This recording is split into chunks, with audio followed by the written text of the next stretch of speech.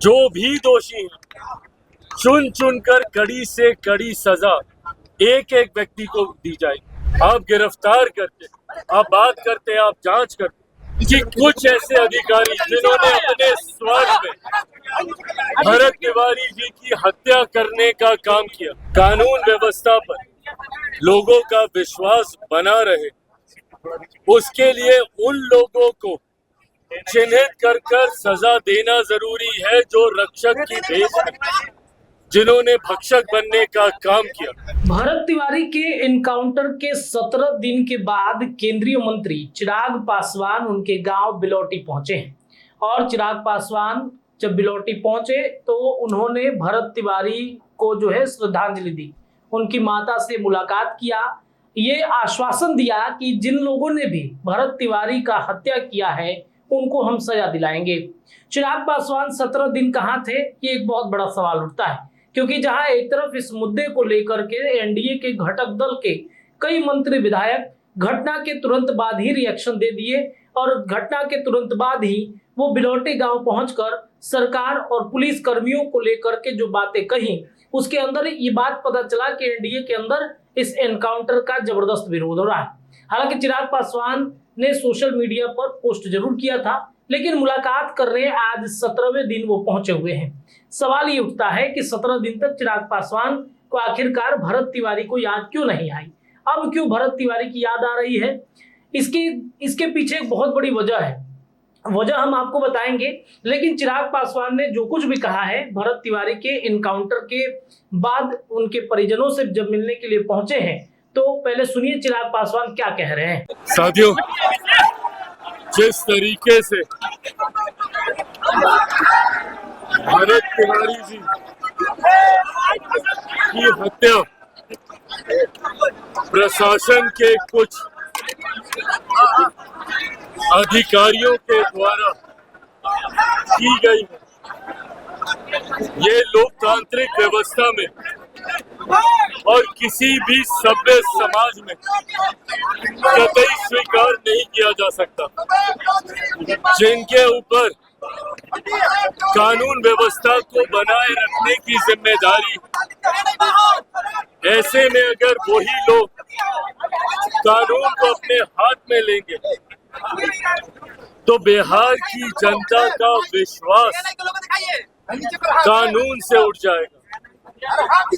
कानून पर लोगों का विश्वास बना रहे, इसके लिए जरूरी है कि कुछ ऐसे अधिकारी जिन्होंने अपने स्वार्थ में भरत तिवारी जी की हत्या करने का काम किया, उन लोगों को सख्त से सख्त सजा मिले।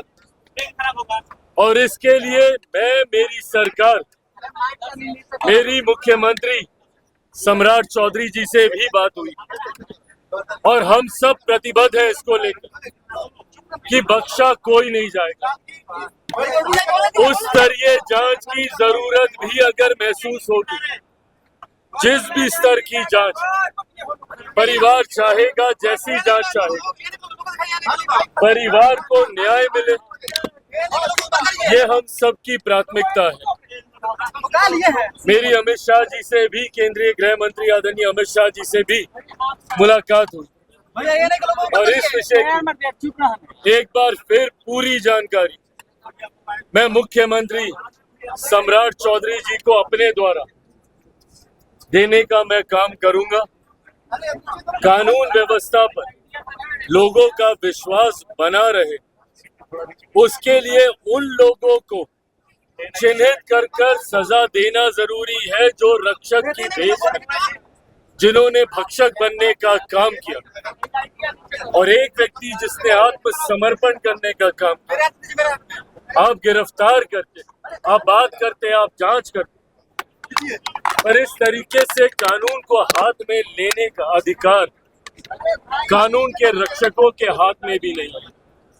जो भी दोषी हैं चुन चुनकर कड़ी से कड़ी सजा एक एक व्यक्ति को दी जाएगी। और अगर कोई अधिकारी अपने आप को इस व्यवस्था से ऊपर समझ रहा है तो वो गलत सोच रहा है। आगे किसी भरत तिवारी बख्शा किसी को नहीं जाएगा और भविष्य में किसी और भरत तिवारी के साथ ऐसी घटना ना हो, उसके लिए प्रेसिडेंट यही से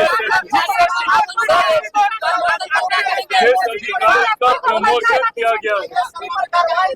तो आपने सुना, चिराग पासवान कह रहे हैं कि जिन लोगों ने भी भरत तिवारी का हत्या किया है उनको हम चुन चुन कर सजा दिलवाएंगे।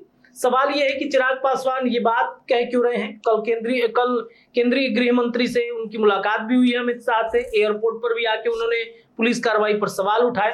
अब देखिए, इसकी एक बहुत बड़ी वजह है यूपी चुनाव। यूपी चुनाव में चिराग पासवान अपनी पार्टी को लेकर के काफी ज्यादा सक्रिय है।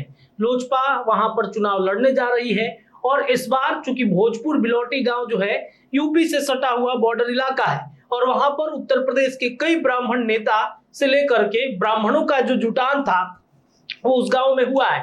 अब चूंकि इस बार यूपी चुनाव में ब्राह्मणों का खासा विरोध इस वक्त भारतीय जनता पार्टी से देखने को मिल रहा है, ऐसे में उन ब्राह्मण वोटरों को लुभाने के लिए, ब्राह्मणों वोटों को लेकर के एकजुट करने के लिए चिराग पासवान की ये रणनीति है। वरना 17 दिन बाद चिराग पासवान को याद नहीं आता और ये एक बहुत बड़ा मौका है भरत तिवारी के बहाने अपना राजनीति करियर उत्तर प्रदेश में चिराग पासवान की पार्टी का जमाना।